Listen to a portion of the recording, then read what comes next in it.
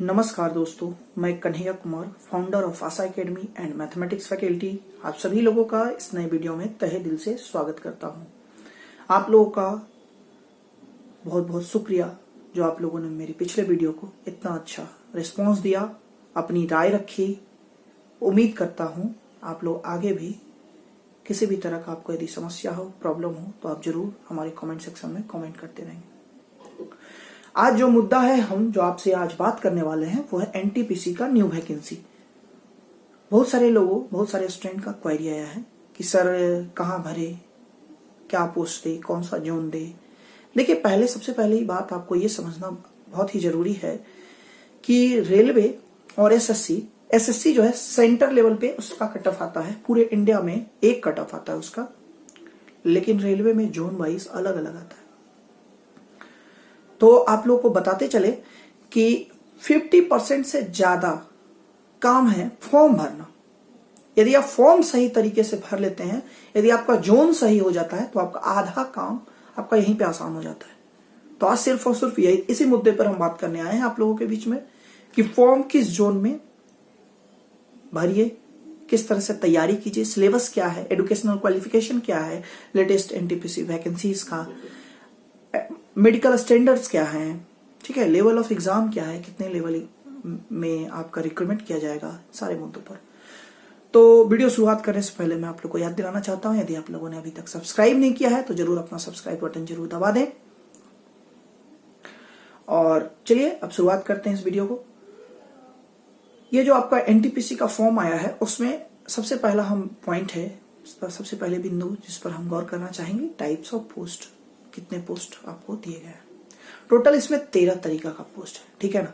मैं आप लोग को बता दूं कि सबसे पहले आप एक पेन और एक कॉपी लेकर बैठे और उसे नोट डाउन करें। जब वीडियो खत्म होगा तब आप उसको दोबारा एक बार समराइज करके देन आफ्टर जब आप फॉर्म भरने जाएं तो उस नॉलेज को आप यूज करें, ठीक है। तो सबसे पहले पेन और कॉपी ले लें। तो सबसे पहला चीज है टाइप्स ऑफ पोस्ट। सबसे पहला टाइप्स ऑफ पोस्ट सबसे पहले आप लोग लिखिए कि कौन कौन सा पोस्ट आपको इस वैकेंसी के माध्यम से दिया गया है। सबसे पहला पोस्ट है आपका जूनियर क्लर्क कम टाइपिस्ट। दूसरा है आपका अकाउंट्स क्लर्क कम टाइपिस्ट, ठीक है। तीसरा है जूनियर टाइम कीपर। चौथा है ट्रेन क्लर्क। पांचवा है कॉमर्शियल कम टिकट क्लर्क। छठा है ट्रैफिक अप्रेंटिस। सातवां है गुड्स गार्ड। आठवां है senior commercial cum ticket clerk. नौवां है सीनियर क्लर्क कम टाइपिस्ट, ठीक है। नेक्स्ट वन है junior account assistant cum typist. 11th number है senior timekeeper. 12th number है कॉमर्शियल अप्रेंटिस। और 13 और लास्ट वन है आपका स्टेशन मास्टर, जो कि सबसे ज्यादा पसंद करने वाला पोस्ट है। तो टोटल आपके पास 13 ऑप्शन है, 13 पद हैं जिनको आप प्रायोरिटी के हिसाब से आप फॉर्म भर सकते हैं। दूसरा मुद्दा है हमारे पास बात करने के लिए एजुकेशनल क्वालिफिकेशन। देखिए, जो एजुकेशनल क्वालिफिकेशन जो है आपका, ये 13 पोस्ट का टोटल 2 तरीका का है। एक है +2 लेवल और एक है ग्रेजुएशन लेवल। सबसे पहले हम +2 पर बात करें। एक बहुत गंदा ह्यूमर फैल रहा है कि +2 में आप 50% मार्क्स रहेगा तभी आप फॉर्म भर सकते हैं। ये बात तो सच है कि यदि आपका +2 में 50% मार्क्स होगा तभी आप फॉर्म भर सकते हैं, लेकिन यदि आप +2 के बाद यदि आपके पास ग्रेजुएशन डिग्री है तो आपको +2 पर नहीं जाना है। मेरा कहने का मतलब यह है कि आपके पास जितना भी 13 पोस्ट अभी हम आपको नोट डाउन करवाए हैं, वो पूरा 13 का 13 पोस्ट ग्रेजुएशन लेवल का कोई भी स्टूडेंट भर सकता है।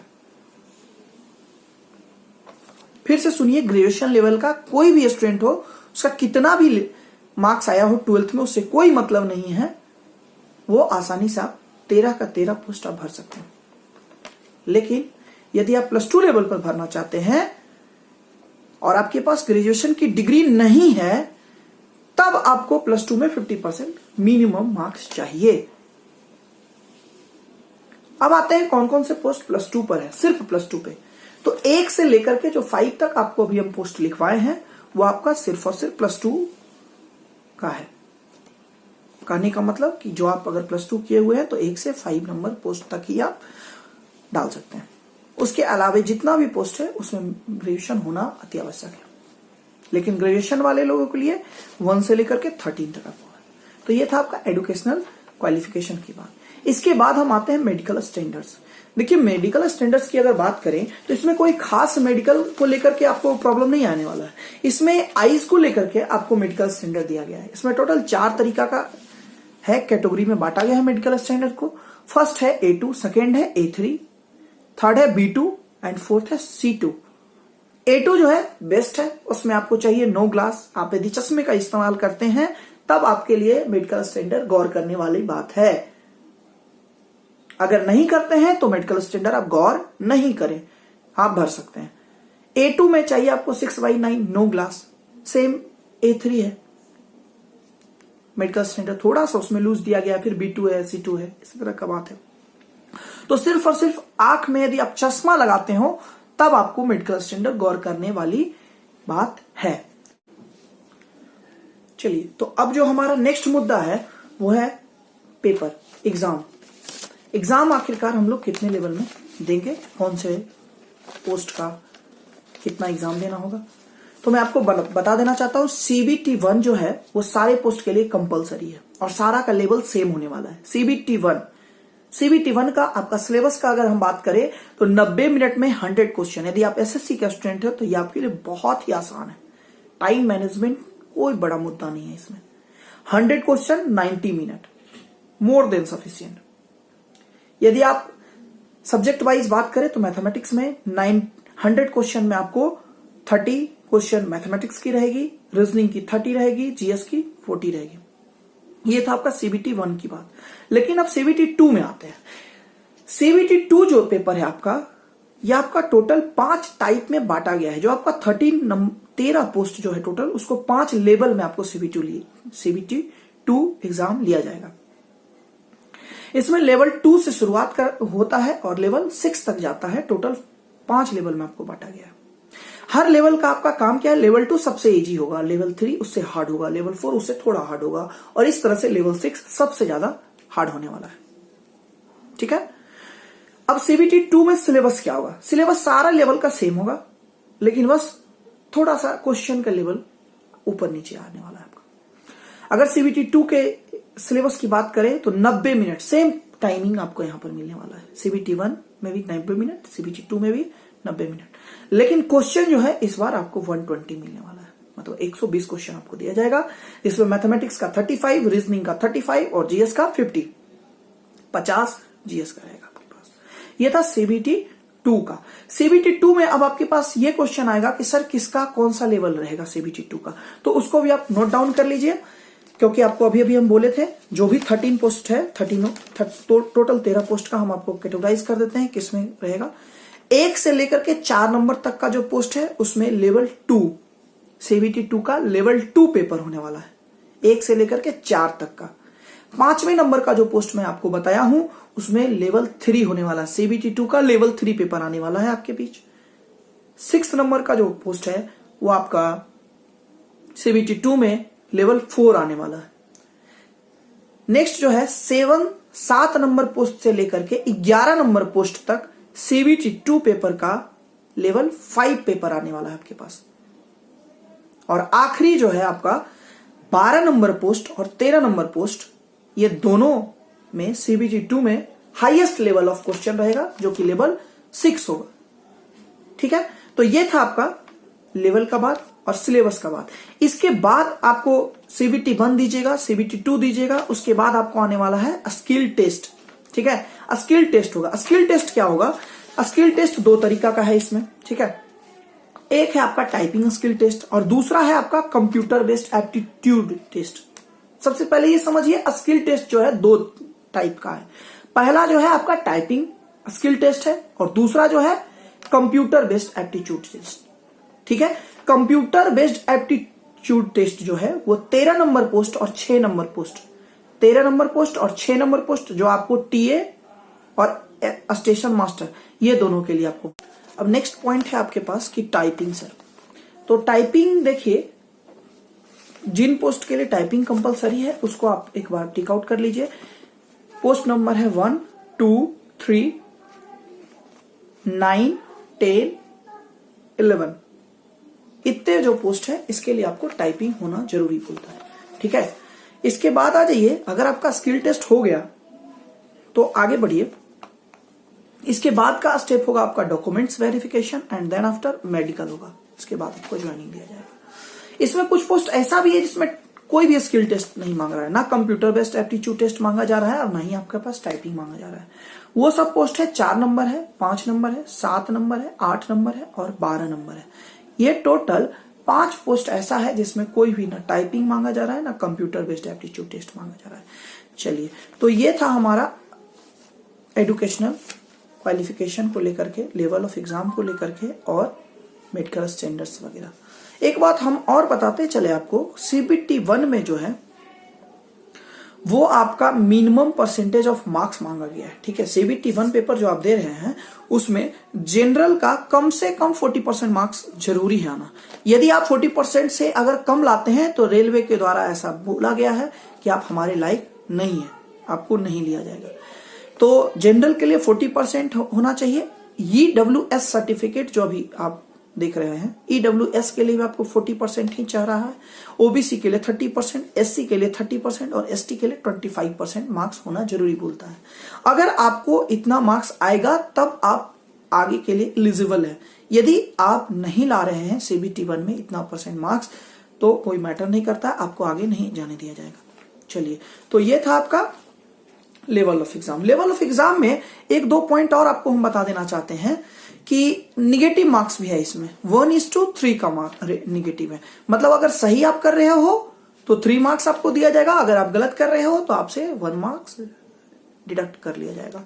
उसके बाद आपको बता दें, इसमें बहुत शिफ्ट में आपका पेपर होने वाला है तो इसका नॉर्मलाइजेशन भी होगा। ये एक बेहतर बात है, बढ़िया बात है कि अगर किसी का पेपर हार्ड है, किसी का इजी है तो उसको नॉर्मलाइज किया जाएगा, तो नॉर्मलाइजेशन भी है इसमें। हाँ, तो CBT 1 में एक बात और हम आपको बता देते हैं कि टोटल CBT 1 में जो भी पोस्ट है उसका 20 गुना पोस्ट लेने के लिए रेलवे तैयारी कर रही है। 20 गुना पोस्ट मतलब CBT 1 में टोटल 7,05,000 लोगों का सिलेक्शन होने की संभावना है। अब हम बात करें इसी में फी को लेकर के। फी जो है आपका जनरल और OBC का 500 रुपीज आपको अभी लग रहा है, लेकिन जब आप एग्जाम अटेम्प्ट लेते हो, यदि आप एग्जाम देने जाते हो तब आपका 400 रुपीज रिफंड कर दिया जाएगा। अगर हम दूसरी तरफ बात करें SC, ST और फिजिकली हैंडीकैप्ड लोगों की, तो इन सारे लोगों को 250 रुपये फी लग रही है। 250 रुपया फी लग रहा है, लेकिन जब आप अटेम्प्ट ले लेते हो पेपर को, जब आप एग्जाम दे देते हो तब आपको टोटल फी आपका रिफंड हो जाएगा, मतलब 250 रुपीज आपका रिफंड हो रहा है। तो यहां तक था फी को लेकर के। इसके बाद हम बात करते हैं आपको RRB सिलेक्शन कौन सा करना है, पोस्ट प्रेफरेंस कैसे होना चाहिए। अभी देखिए, लेट आने पर बहुत सारे स्टूडेंट का कहना था कि सर बहुत आप लेट आ रहे हैं। आपको मैं एक बात बता दूं, आज मैं लेट आया हूं तो कुछ खास वे लेकर के आया हूं लेट के साथ। बहुत सारे जोन में अभी बहुत कम फॉर्म गिरा हुआ है, वो भी आपको हम बताने वाले कि अभी बहुत कम फॉर्म गिरा है, लेकिन पोस्ट उसमें बहुत अच्छा है तो आप वहां डाल सकते हो। तो लेट आने का ही आपके लिए बेनिफिट्स भी हम लेकर के आए। तो देखिए, आपका RRB का अगर बात करें, RRB सिलेक्शन की मैं बात करूं अगर, तो सबसे पहले मैं बात करता हूं कौन से जोन में किस क्वालिफिकेशन का ज्यादा पोस्ट। अगर हम +2 की बात करें, अगर +2 लेवल पोस्ट की मैं बात करता हूं तो Kolkata zone, Mumbai zone, Allahabad zone, Chennai zone, Chandigarh है, तिरुवनंतपुरम है, सिकंदराबाद है, ठीक है, बेंगलुरु है, गोरखपुर है, अहमदाबाद है, ये सारे जोन में ज्यादा पोस्ट दिया गया है, ज्यादा पोस्ट है। हाँ, तो मैं ग्रेजुएशन लेवल की अगर मैं बात करूं तो इलाहाबाद, मुंबई, सिकंदराबाद, कोलकाता, चेन्नई, चंडीगढ़, बेंगलुरु, अजमेर, रांची, गोरखपुर, बिलासपुर, ये सारे जोन में ज्यादा पोस्ट दिया गया है। ठीक है, तो ये था आपका RRB सिलेक्शन कैसे आप कीजिए। देखिए, पोस्ट तो आपका ये बहुत मुश्किल है कहना आपके लिए, किसी के लिए भी, कि किस जोन का कम जाएगा कट ऑफ, लेकिन हम लोग प्रेडिक्ट कर सकते हैं, अंदाजा लगा सकते हैं कि जिसमें पोस्ट अगर ज्यादा हो और यदि फॉर्म कम गया हो तो ऐसा सोचा जा सकता है कि नहीं, इसमें कट ऑफ कम जाएगा। तो मैं अभी आपको बताया कि पोस्ट किसमें ज्यादा है। अब हम आपको ये भी बात बता रहे हैं कल के अपडेट के हिसाब से कि किसमें ज्यादा फॉर्म किसमें गिरा है। पहले 3 जोन का हम बताते हैं और कुछ जोन हम ऐसा बता देंगे आपको जिसमें कि अभी तक पोस्ट तो बहुत है लेकिन फॉर्म बहुत कम गिरा है, ठीक है ना। तो उस हिसाब से आप जोन को प्रेफर कर सकते हो, ठीक है।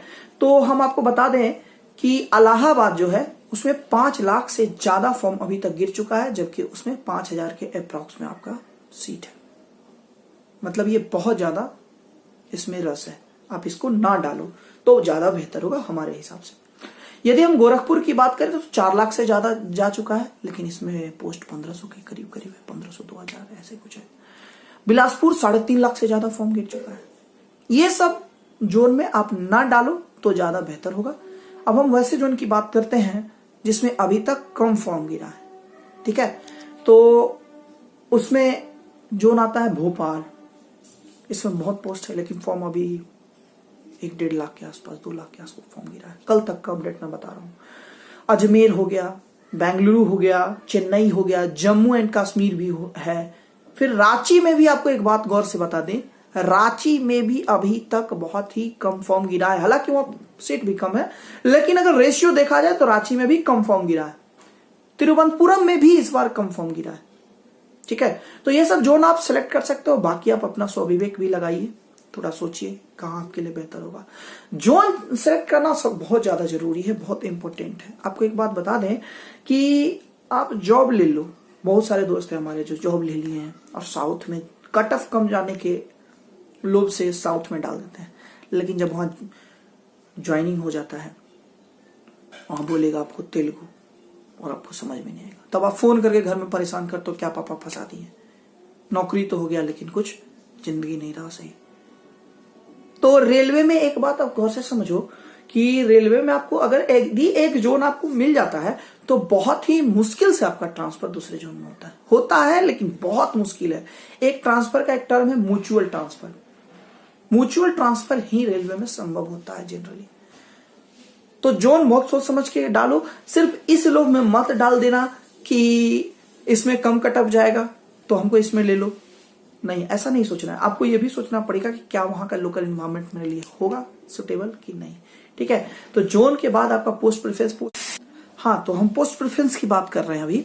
तो पोस्ट प्रेफरेंस आप अपने इंटरेस्ट के हिसाब से डालो। बहुत लोगों को TCCC का जॉब बहुत अच्छा लगता है, कुछ लोगों को TA का अच्छा लगता है, कुछ लोगों को CA का। तो जो आपको अच्छा लग रहा है वो करो। आप गुड्स कार्ड किसी को अच्छा लगता है, किसी को ज्यादा पैसा पसंद है, किसी को ज्यादा आराम पसंद है, तो आपके हिसाब से पोस्ट सीट जिसमें ज्यादा हो यदि पोस्ट में उसको आप ज्यादा प्रेफरेंस दो, मेरा ऐसा मानना है। उसमें कट ऑफ कम जाने की संभावना है। उसके बाद आपको एक बात और बताते चले कि एक्सपेक्टेड डेट क्या दिया गया है आपको। इसका एग्जाम होने का जो डेट है जून से सितंबर 2019 में आपको टेंटेटिव डेट है एग्जाम का। तो आप उस रिस्पेक्ट में आप अपनी तैयारी भी जोर शोर से करते रहो। हाँ, तो कुछ लोग का ऐसा भी पूछना है कि सर टाइपिंग बहुत हार्ड है क्या। फिजिकल देखो आप, फिजिकल भी बहुत इजी है इसका। फिजिकल में भी आपको प्रॉब्लम नहीं लेना है। टाइपिंग भी बहुत इजी है, गौर से सुनिएगा। टाइपिंग बहुत इजी है। इंग्लिश जो है आपका 30 वर्ड पर मिनट चाहिए, हिंदी में आपका 25 चाहिए, जो बहुत ही आसान है। आप आसानी से उसको कर सकते हो। फिजिकल, टाइपिंग, इसके बारे में आपको ज्यादा टेंशन नहीं लेना है। आपको मेन रूप से तैयारी करना है CBT 1 और CBT 2 का। CBT 2 में लेवल अलग अलग है, जैसा कि हम अभी बता चुके हैं। और हम कुछ बात आपको बता देते हैं लास्ट में। 3 चीज आप खुद का डालो, 3 डाटा आप खुद का डालो। आपका जनरली आपका नेचर क्या बन चुका है कि आप साइबर कैफे में जाते हो और फॉर्म भर देते हो। उसमें आपका होता क्या है कि आप अकाउंट नंबर साइबर कैफे अपने वाला डाल देता है। जब आपको पैसा रिटर्निंग का जो अकाउंट नंबर मांगे ना, उसमें आप खुद का दो, मदर फादर किसी रिलेटिव का दो, आप साइबर कैफे वाले का मत दो। ईमेल ID आप खुद का दो, मोबाइल नंबर आप खुद का दो। ये 2-3 चीज आप जरूर से गौर करके आप डालो, ठीक है। लास्टली आपका मुद्दा है कि सर कट ऑफ क्या होगा, हम कितना % मार्क्स लेकर के चले तो हम श्योर रहेंगे कि सर हम जनरल कैटेगरी से आ सकते हैं, मेरा जॉब हो सकता है। मैं आपको बता दूं जनरली 70% मार्क्स हम मान के चल रहे हैं, बहुत है आपको सिलेक्शन दिलाने के लिए। किसी भी जोन में आप भर रहे हो 70% मार्क्स सफिशियंट है। और जैसा कि मैथ्स और रीजनिंग 60% मार्क्स तो हर हाल में वही आपको दे रहा है। तो 10% मार्क्स आपको किसी भी तरह से जीएस से आपको निकालना पड़ेगा। जीएस में आपको ज्यादा दिमाग मत लगाओ, जीएस उतना ही पढ़ो जितना आपको जरूरत है। जीएस बहुत ज्यादा तो 20% मार्क्स टारगेट रखो कि हमको 20-25% मार्क्स उसका हमको चाहिए, टोटल का 25% मार्क्स चाहिए उससे जीएस से। अगर आप उतना ले आ रहे हो, 10% भी अगर ले आ रहे हो तो आपका सफिशियंट है आपके ज्वाइनिंग के लिए, ठीक है। तो मार्क्स को लेकर के हम कट ऑफ को लेकर के ज्यादा श्योर नहीं है कि हम जो बोल रहे हैं वो सही ही है, लेकिन हम आपको लास्टली एक लाइन बोलना चाहेंगे कि खुद को कर इतना बुलंद कि खुदा भी पूछे तेरी रजा क्या है। तो खुद में इतना ज्यादा आप अपने आप में समय दे दो, अपने खुद के लिए इतना ज्यादा समय दे दो कि कट ऑफ कितना भी जाए, आपकी तैयारी इतनी अच्छी हो, कट ऑफ कितना भी जाए आपको फर्क नहीं पड़े, ठीक है। कट ऑफ पर ज्यादा फोकस मत करो, जोन थोड़ा सा केयरफुल रूप से आप डालो, ठीक है। पोस्ट आप अपने पसंद के हिसाब से डालो और तैयारी में लग जाओ। शुक्रिया आप लोग को।